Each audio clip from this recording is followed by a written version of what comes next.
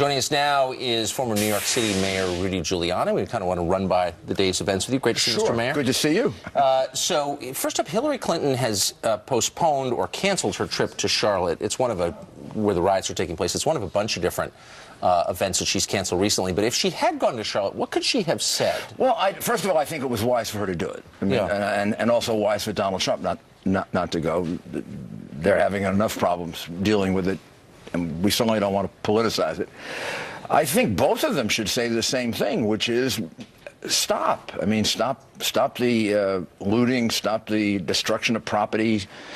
You're only destroying the property in large part of people in your own community. Well, what did they have to do with this shooting, which from the police department account seems to be justified, from the family's account isn't? In any event, a man who owns a candy store has nothing to do with this. What are you destroying his candy store for? Right. And I think that's the kind of thing we should be saying rather than looking for justifications for this. This isn't a protest. Right. I'm watching a riot. I had very strict rules that I learned really from a report written about the 2 riots in New York before I became mayor, called the Girgenti Report. It was written for the former Governor Cuomo. And basically, the major theory of patrolling a riot is you don't let them take your streets. Yeah. The streets belong to the people of the city, to the soccer moms who want to get their kids to the soccer game on time, to the ambulance that has to get to the hospital in 3 minutes or 4, or the person is dead of a heart attack, or to the police vehicle that has to get to the middle of a robbery before somebody's killed. You take the streets like the ones you see in back of us, and you crowd them with people, you're making that city dangerous, unless you get a permit, and we know about it, and therefore we can plan around it. Right. So my rule was, first guy that went on the street, you got arrested, handcuffed, and taken away. Second guy that went on the street, handcuffed. By the 5th or 6th guy, they kind of got the message. And I also am not of the theory that police officers shouldn't be properly armed and have somewhat of a military look in a situation like that, because rather than creating a riot, it scares the hell out of people. Yeah, And it tells them, and I did it for 8 years, and I told you, I took over a city that had 2 major riots, including a pogrom where people just went out and killed people because they were Jewish. And I had no riots. I didn't have anything close to a riot. And they knew they couldn't test me. Because you wouldn't put up with it. They knew I had them outnumbered, and they couldn't test me. That didn't mean they couldn't protest. Boy, I got protested. I was called everything you could imagine. They used to protest in front of my house, in front of City Hall, on the streets. They used to march up and down the streets, but you could not go in the streets. Sidewalk, protest, streets belong to all of us. We're in the middle of some crazy times. Spate of terror attacks again over the past few weeks. And this is going to be one of the big focuses on Monday night. Looking at Donald Trump's temperament, the response to the terror attacks, the discussion about foreign policy. What have you been telling Donald Trump? What do we expect to see from him? Well, there's no doubt that on that issue he wins overwhelmingly. I mean, she's basically the architect of the problem we have today. She and Barack Obama, there would not be an ISIS but for the fact that we pulled out of Iraq after we essentially, snatched defeat from the jaws of victory. General Petraeus had been successful in the surge, particularly in that eastern part of Iraq where ISIS emerged. And foolishly, very foolishly and recklessly, Obama and Clinton withdrew all our troops. Where did they think these Sunni fighters were going to go? They weren't going to go to Maliki because Maliki was killing them. Of course. But we did nothing to stop Maliki from killing them, so many of them went over to ISIS. Exactly. And we weren't getting intelligence because we had no troops there. And then the president made probably one of the dumbest comments an American president ever made when he called them the JV, which indicated what poor intelligence he had about the development of ISIS. So when Donald Trump says she's the founder of ISIS and then goes on to say she's going to get the MVP award, that's, of course, sarcastic. But what it points out is that her policies and his policies made ISIS possible.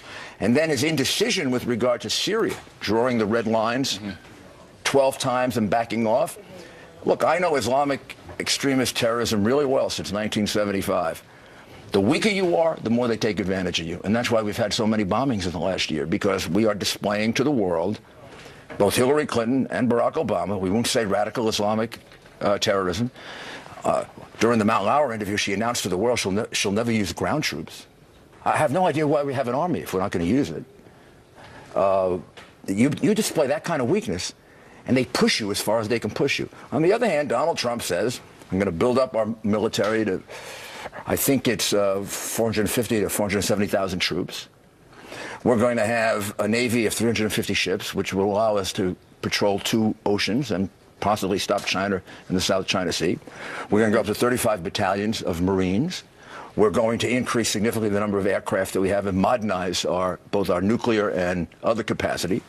We're going to face the world once again, as Ronald Reagan did, with a military that's so strong that hopefully it'll keep the peace. And if needed, will be used, and used prudently, carefully, and when necessary to prevent things like Orlando from happening. And after September 11, when Bush went on offense, from then until the Fort Hood attack under Obama, there was no successful radical Islamic attack in this country.